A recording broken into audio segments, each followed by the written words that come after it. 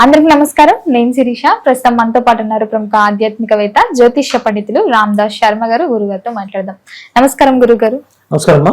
గురుగారు, ఈ మే మాసంలో కర్కాటక రాశి వారికి ఎలా ఉండబోతుంది అంటారు? ఎలాంటి జాగ్రత్తలు తీసుకుంటే బాగుంటుంది అంటారు? గ్రహ గోచరం ఎలా ఉంటుందంటారు ఈ మాసంలో వీరికి? కర్కాటక రాశి వారి గోచారం ఇప్పుడు కూడా చాలా సున్నితంగా ఉంటుంది. ఎందుకలా చెప్పాలంటే వీళ్ళకి రాశ్యాధిపతి చంద్రుడు 2-3 రోజులకు ఒకసారి రాశి మారుతుంటాడు కాబట్టి వీళ్ళ గోచారం కూడా చాలా సెన్సిటివ్గా ఉంటుంది, సున్నితంగా ఉంటుంది వీళ్ళకి. మిగతా వాళ్ళకి లేదా అంటే మిగతా వాళ్ళ కంటే వీళ్ళకి ఎక్కువ ఉంటుంది. ఎందుకంటే రాశ్యాధిపతి చంద్రుడు కదా వీళ్ళకి. మిగతా వాళ్ళకి రాశ్యాధిపతి చంద్రుడు కాదు, కర్కాటక రాశి వాళ్ళకి మాత్రమే. అయితే వీళ్ళకి ఓవరాల్గా చూస్తే ఏమవుతుందంటే బృహస్పతి 12వ స్థానంలో ఉన్నాడు వీళ్ళకి. అందుకంటే ఏమవుతుందంటే బృహస్పతి వీళ్ళకి ఏమవుతుందంటే 6వ స్థానాధిపతి, పైగా 9వ స్థానాధిపతి వీళ్ళకి. అంటే వీళ్ళకి ఏంటంటే కొంచెం ఆరోగ్యం జాగ్రత్తగా కాపాడుకోవాలి వీళ్ళు. దానివల్ల ఏంటంటే కొంచెం ఎక్కువ ఔషధ సేవనం, అంటే ఎక్కువ మందులు వాడాల్సి రావచ్చు. కొంచెం అంటే వీళ్ళకి ఉండే సున్నితత్వం వల్ల, సెన్సిటివ్ మైండ్ వల్ల అలా చేయాల్సి రావచ్చు. అందుకని మిగతావి బాగానే ఉన్నాయి. అంటే మిగతావి వీళ్ళు మామూలుగా తండ్రి తల్లి నుంచి ఎక్కువ సపోర్ట్ వస్తుంది వీళ్ళ గ్రహస్థితి వల్ల ఈ ఏప్రిల్ మే నెలలో. ఎందుకంటే సూర్యుడు స్ట్రాంగ్గా ఉన్నాడు, సూర్యుడు మంచి ఉచ్చులో ఉంటాడు. చంద్రుడు ఆయన ఉచ్చకు కూడా వస్తాడు ఒకసారి, ఈ మార్గ మధ్యలో వస్తాడు. కాబట్టి ఏమవుతుందంటే తల్లిదండ్రుల సపోర్ట్ బాగా ఉంటుంది వీళ్ళకి, వీళ్ళ ప్యాంపరింగ్ కూడా బాగా ఉంటుంది. అంటే చిన్నపిల్లల గురించి చెప్తాను, పెద్దవాళ్ళ గురించి కాదు. పెద్దవాళ్ళ పెద్ద తల్లిదండ్రులు కూడా వాళ్ళ ప్రేమాభిమానాలు ఎక్కువ ఉంటాయి వీళ్ళకి. ఈ మంత్స్లో, ఏప్రిల్ మే మంత్స్లో బాగుంటాయి అన్నమాట. ముఖ్యంగా విద్యార్థులకు ఎలా ఉంటుందంటారు? ముఖ్యంగా హయ్యర్ స్టడీస్ కోసం అవుట్ ఆఫ్ స్టేషన్కి వెళ్తూ ఉంటారు కదా, వీసాస్ అని, అవన్నీ ఓకే అవుతాయా, వెళ్ళొచ్చు అంటారా? లేకపోతే హయ్యర్ స్టడీస్ కూడా ఇక్కడే కంప్లీట్ చేయమంటారా? ఓకే అవుతాయి. ఎందుకంటే వీళ్ళకి హయ్యర్ స్టడీస్ సంబంధించి బృహస్పతి ద్వాదశంలో ఉన్నాడు కాబట్టి వీళ్ళకి వెళ్ళాల్సి వస్తుంది, దూర ప్రయాణాలకు వెళ్తారు. దానికి సంబంధించి దానికే కాకుండా దూర ప్రయాణాలు మామూలుగా ఆటోమేటిక్గా ఉంటాయి వీళ్ళకి. ఎందుకంటే 9వ రాశాధిపతి బృహస్పతి 12లో ఉన్నాడు. అంటే లాంగ్ డిస్టెన్సెస్ ఆటోమేటిక్గా జరుగుతాయి వీళ్ళకి. వీళ్ళు ఫ్యామిలీతో బయటకు వెళ్ళడము, లేదా అంటే ఒక పని గురించి బయటకు వెళ్ళడము, లేదంటే చదువు కోసం, లేదా ఉద్యోగం, అంటే మామూలుగా ఉద్యోగం చేసుకునే వాళ్ళు వేరే స్టేట్కి కానీ వేరే కంట్రీకి కానీ వెళ్ళి అక్కడ పనులు పూర్తి చేసుకుని రావడం, ఇట్లాంటివి అయితే ఉంటాయి. కాదు గురుగారు, ఈ గ్రహణం ఎఫెక్ట్ సింహరాశి మీద పడితే అది కర్కాటక రాశి వారికి ఎలా ఎఫెక్ట్ అవుతుంది? కర్కాటక రాశి నుంచి సింహరాశి 2వ స్థానం కదా. 2వ స్థానం అంటే కుటుంబ స్థానం. అది కుటుంబ స్థానంలో కేతు ఉండడం, పైగా గ్రహణం ఉండడం అక్కడ. సో కాబట్టి ఏంటంటే కుటుంబ వాతావరణంలో మార్పు అందువల్ల వస్తుంది. మరి ఈ వైశాఖ మాసంలో అమావాస్య ముందు బాగుంటుంది అంటారా, అమావాస్య తర్వాత వీళ్ళకి కలిసి వస్తుంది అంటారా? అమావాస్య తర్వాత కొంచెం గ్రహస్థితి బాగుంటుంది వీళ్ళకి. ఇంకా గట్టిగా చెప్పాలంటే జూన్ తర్వాత వీళ్ళకి బాగుంటుంది. ఎందుకంటే రాశి మీదకి బృహస్పతి వస్తాడు, బాగుంటుంది. అంతకుముందు కూడా అమావాస్య తర్వాత బాగుంటుంది. వివాహ యోగం ఉందంటారా? వివాహం ఉందమ్మా. 9లో ఉన్నాడు కాబట్టి వివాహం ప్రయత్నం చేస్తూ ఉంటుంది డెఫినెట్గా. కుటుంబ వాతావరణం ఎలా ఉంటుందంటారు?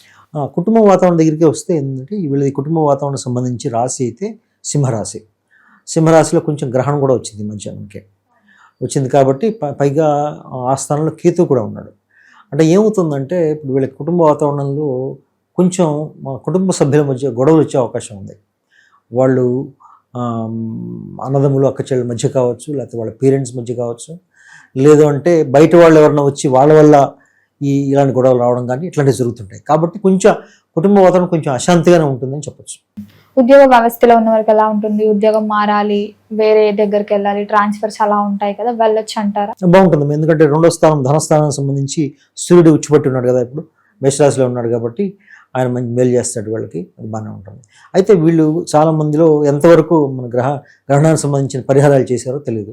చేసుకునే వాళ్ళకి బాగానే ఉంటుంది, చేసుకోని వాళ్ళకి కొంచెం ఒడిదుడుకులు ఉంటాయి. అది వాటిని కూడా మనం ఈ సాధన ద్వారా అధిగమించవచ్చు. మరి పెట్టుబడులు పెట్టడం కానీ, కొత్తగా వ్యాపారం స్టార్ట్ చేద్దామని ఆలోచన ఉన్నవారు చేయొచ్చు అంటారేమో? కొంతకాలం ఆగాలి, ఒక 1 నెల 2 నెలలు ఆగాలి. ఆర్థిక పరంగా ఎలా ఉంటుందంటారు? ఆర్థిక పరంగా కొంచెం ఒడిదుడుకులు ఉంటాయి వీళ్ళకి, ఉంటాయి. ఎందుకంటే వీళ్ళు ఇన్వెస్ట్మెంట్ డిసిషన్స్ కరెక్ట్గా తీసుకోలేదు ఇప్పుడు. అందుకని ఆ కన్ఫ్యూజన్ ఉంటుంది, ఆర్థికపరమైన కన్ఫ్యూజన్ ఉంటుంది వీళ్ళకి. వీళ్ళు తీసుకుందాం అనుకున్నా కూడా కుటుంబ సభ్యులు పడినారు. కుటుంబంలో ఉన్న వ్యక్తులు కానీ, లేకపోతే వీళ్ళ స్నేహితులు కానీ, లేదు వీళ్ళ తండ్రి స్థానంలో ఉన్నవాళ్ళు కానీ వీళ్ళు పడినారు అనమాట.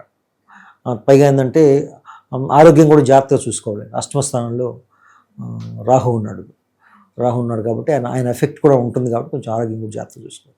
సహజంగా ఎలా ఉంటారంటారు ఈ కర్కాటక రాశి వాళ్ళు? కర్కాటక రాశి వాళ్ళు చాలా సున్నితంగా ఉంటారమ్మా. వాళ్ళు బయటికి కనిపించరు కానీ మనం చిన్న మాట అన్నా కూడా భరించలేరు. వాళ్ళు చాలా సున్నితంగా ఉంటారు. ఎందుకంటే చంద్రుడు కదా, చంద్రుడు మనఃకారకుడు కాబట్టి వాళ్ళు ఎంత సున్నితంగా ఉంటారో అంత మూడ్ చేంజెస్ కూడా అంత ఫాస్ట్గా ఉంటాయి. వాళ్ళకి మూడ్ చేంజెస్ చాలా ఫాస్ట్గా ఉంటాయి. ఎందుకంటే వాళ్ళ మూడ్ చేంజెస్ చంద్రుడితో లింక్ అయి ఉంటాయి. మామూలుగా చంద్రుడు మారుతూ ఉంటాడు కదా, 2.5 రోజులకు ఒకసారి మారుతూ ఉంటాడు. మారిన ప్రతిసారి కూడా వాళ్ళకి ఫ్లక్చుయేషన్స్ ఉంటాయి. ముఖ్యంగా చెప్పాలంటే ఈ పౌర్ణమి, అమావాస్య ఆ టైము ఆ ఎఫెక్ట్ వీళ్ళ మీద చాలా ఎక్కువ ఉంటుంది. ఈ కర్కాటక రాశి వాళ్ళ మీద పౌర్ణమి అయితే ఇంకా ఎక్కువ ఉంటుంది. ఎందుకు? ఎక్కువ తేజస్తిగా ఉంటారు చంద్రుడు ఉంటారు కాబట్టి అప్పుడు కొంచెం స్ట్రాంగ్గా ఉంటారు వీళ్ళు.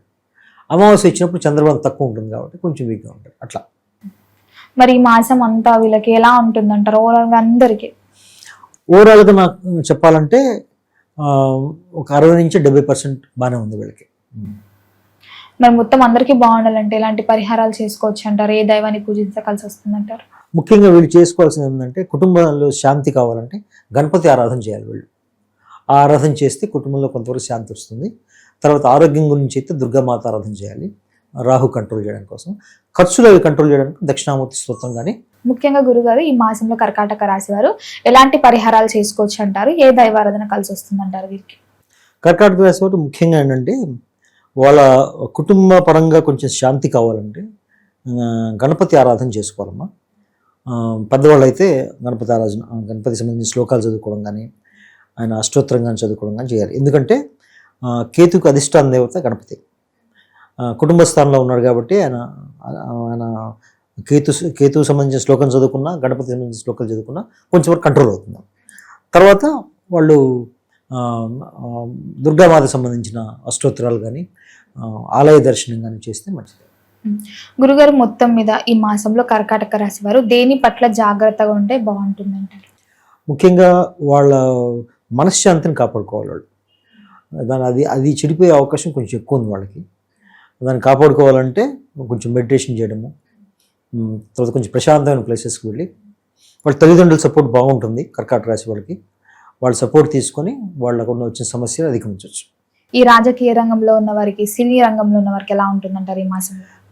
ఈ కర్కాటక రాశి వాళ్ళకి సినీ రంగంలో ఉంటే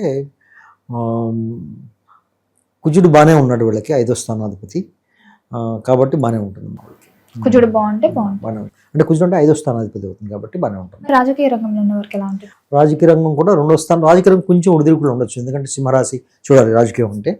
సూర్యుడు ఈ మధ్యనే రాశి మారాడు కాబట్టి మొదట్లో కొంచెం ప్రాబ్లమ్స్ వచ్చినా తర్వాత సెటిల్ అవుతాయి ప్రాబ్లమ్స్. గురుగారు మొత్తం మీద మే మాసంలో కర్కాటక రాశి వారికి ఎలా ఉంది, ఎలాంటి జాగ్రత్తలు తీసుకోవాలి తెలియజేసినందుకు ధన్యవాదాలండి.